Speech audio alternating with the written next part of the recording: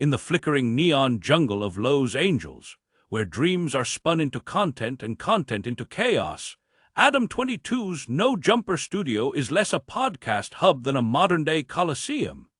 Okay, so I'm going to speak on the situation that happened today. Basically, I don't know, 40 dudes showed up at the office, and they had cakes and all kinds of crazy, a big truck with No Jumper graphics on the side, whatever, which sounds okay, but there's nobody at the office. It was me and the Plug Talk girls, and that was it. So I was really confused. It turns out that Lush, in the middle of whatever kind of binge, whatever you want to call this, that he's on, he had basically invited people to come to the office to do content. Now, he says he only invited 2 people. It was only supposed to be 2, 3 people. They came super deep. We shut it down. We said, listen, we don't have anybody here. There's nothing going on. You guys cannot come in. And nobody is allowed to pull up to our spot this deep ever, regardless. So I'm just going to say, do I blame the people who showed up? I mean, not really, because they thought that this was all good. I blame Lush.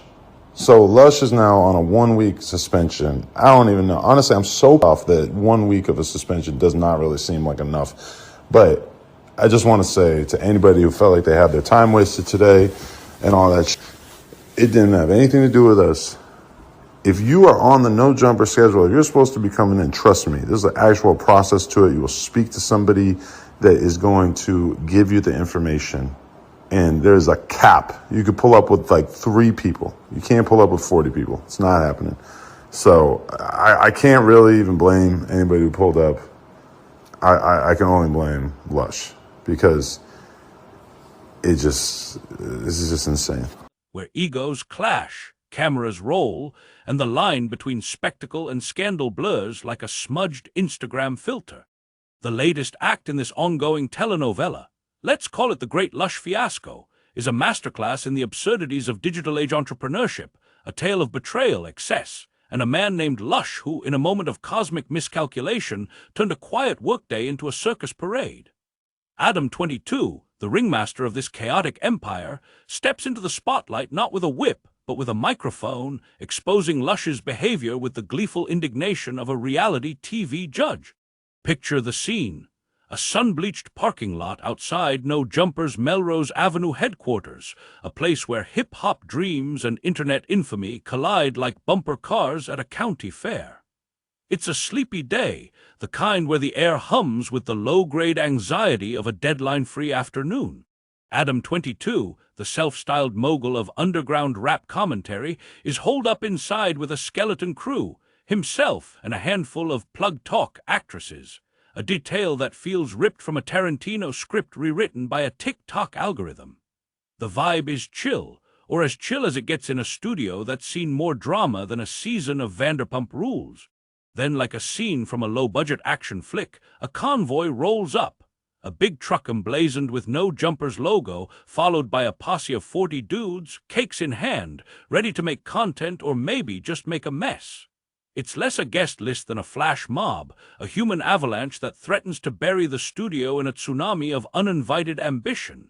And at the center of this storm, Lush, the No Jumper employee whose name sounds like a rejected cocktail and whose decision-making on this particular day resembles a toddler let loose in a candy store. Adam22's reaction, delivered via a livestream that's equal parts confessional and courtroom, is a performance for the ages. He's not just mad, he's existentially mad, the kind of mad you get when your carefully curated brand is hijacked by a rogue employee's fever dream. His monologue is a verbal roller coaster, careening from bewilderment to blame with the precision of a stand-up comic who's just found his punchline. Lush, he declares, is the architect of this chaos, a man who invited 2 or 3 people but somehow summoned a small army. The suspension, a 1-week timeout that feels more like a slap on the wrist than a guillotine, lands like a plot twist in a movie that's already jumped the shark. From a liberal perspective, this is more than a workplace kerfuffle. It's a parable about trust, boundaries, and the messy intersection of individual freedom and collective responsibility in a world where everyone's a content creator and nobody's a gatekeeper. Let's unpack the metaphor, because this is where the no-jumper saga gets deliriously symbolic. The studio is a microcosm of the internet itself, a lawless frontier where creativity and chaos share a bunk bed. Adam22 is the beleaguered sheriff, trying to keep order in a town where every cowboy thinks they're the star of their own western. Lush, in this analogy, is the guy who accidentally sets off a stampede, thinking he's just herding a couple of cows. The 40 dudes with cakes. They're the internet's id, a mob of dreamers and schemers who show up uninvited because someone, somewhere, dangled the promise of clout. It's a scene that could only happen in 2025, where the line between workplace and performance art has dissolved into a pixelated haze. Adam's decision to air this dirty laundry on a livestream isn't just a power move. It's a cultural artifact, a reminder that in the digital age, every misstep is a potential viral moment. From a liberal lens, this whole debacle is a bittersweet comedy of errors, a case study in the tensions that define progressive ideals. Liberalism champions individual freedom, the right to take risks and chase dreams, but it also demands accountability, a recognition that your freedom ends where someone else's chaos begins. Lush's sin isn't just inviting too many people. It's assuming the no-jumper studio is a free-for-all, a blank canvas for his own ambition. Adam's response, with its mix of exasperation and authority, is a liberal's nightmare. A boss wielding power without nuance, publicly shaming an employee in a way that feels more performative than principled. Yet there's a strange integrity to it, a commitment to transparency that's almost admirable in its recklessness. This isn't a corporate boardroom, it's a live stage, and Adam's playing to an audience that expects blood. The humor here, and make no mistake, it's hilarious in its own warped way, lies in the sheer absurdity of the setup. 40 dudes with cakes. It's like a rejected script for a reboot, a prank that got out of hand before the cameras even started rolling. Adam's description of the scene, with its mix of confusion and indignation, is pure comedic gold, a monologue that could double as a spoken-word poem at a hipster open mic.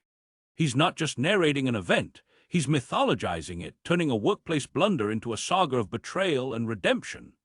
Lush, poor Lush, becomes the fall guy, a tragicomic figure whose binge, Adam's term vague enough to spark 1,000 Reddit threads, is less a crime than a symptom of a culture that rewards excess. From a liberal perspective, this is both a cautionary tale and a call to arms. A reminder that freedom without responsibility is just chaos with better branding. Let's zoom out and consider the broader canvas, because the no-jumper studio isn't just a physical space, it's a cultural lightning rod. Adam22, real name Adam Grandmason, has built an empire on the edge of controversy, a platform that's as much about amplifying voices as it is about stirring the pot. His podcast has hosted everyone from underground rappers to adult film stars, a guest list that's less curated than it is combustible. The Lush incident is just the latest in a string of dramas, lawsuits, RICO charges, viral brawls that have turned no-jumper into a synonym for chaos. Yet there's a method to this madness, a deliberate blurring of lines that makes the brand both magnetic and maddening. Adam's decision to call out Lush publicly isn't just about discipline. It's about narrative control, a way of shaping the story before the internet does it for him. Through a liberal lens, this is where things get murky. Transparency is a cornerstone of progressive values, but so is fairness, and Adam's approach feels like a sledgehammer where a scalpel might have sufficed. Suspending Lush for a week is one thing, broadcasting his misdeeds to a global audience is another. It's a move that reeks of performative justice, the kind of public shaming that liberals often decry when it's aimed at marginalized groups. Yet there's an undeniable logic to it. In a world where every scandal is a potential hashtag, Adam's preemptive strike is a way of staying ahead of the narrative. It's a paradox that defines the digital age. The same tools that democratize expression also amplify humiliation, turning a workplace mistake into a viral morality play. The cakes, though, let's not forget the cakes. They're the wild card in this story, a surreal detail that elevates the whole affair from drama to dada. Why cakes? Were they for a birthday, a celebration, or just a bizarre prop in Lush's content creation fever dream? Adam doesn't say, and maybe he doesn't know, but their presence is a gift to the imagination, a symbol of the absurdity that defines No Jumper's orbit. From a liberal perspective, the cakes are a reminder of the human element in this mess. The people who showed up, thinking they were part of something bigger, only to be turned away like extras in a movie that never got made. Adam's insistence that he doesn't blame them is a rare moment of grace, a nod to the idea that intent matters, even when execution goes spectacularly awry. Lush, for his part, is the tragic hero of this tale, or maybe just the court jester who forgot his lines. His binge, whatever it was, is less important than what it represents, the temptation to overreach, to turn a small opportunity into a grand spectacle. In a liberal worldview, this is both relatable and regrettable. Who hasn't dreamed of bending the rules, of seizing a moment to make something extraordinary? But Lush's mistake was in thinking the No Jumper studio was his playground, not Adam's kingdom. The suspension feels like a half measure, a punishment that's neither harsh enough to deter nor lenient enough to forgive. It's the kind of compromise that liberals often champion, measured, pragmatic. But in this context, it feels like a cop-out, a way of avoiding the harder question of what No Jumper stands for. Because that's the real question, isn't it? What is No Jumper in 2025? A platform for raw, unfiltered voices? A lightning rod for controversy? A sinking ship, as some ex-posts have gleefully suggested, battered by lawsuits and layoffs?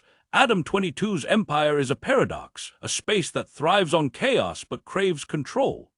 The Lush incident is a microcosm of this tension, a clash between the anarchic spirit of the internet and the realities of running a business. From a liberal perspective, it's a reminder that freedom and structure aren't opposites but uneasy bedfellows, each shaping the other in ways that are both creative and destructive. Adam's decision to expose Lush's behavior isn't just about punishment. It's about asserting his role as the arbiter of this chaotic ecosystem, a role that's as much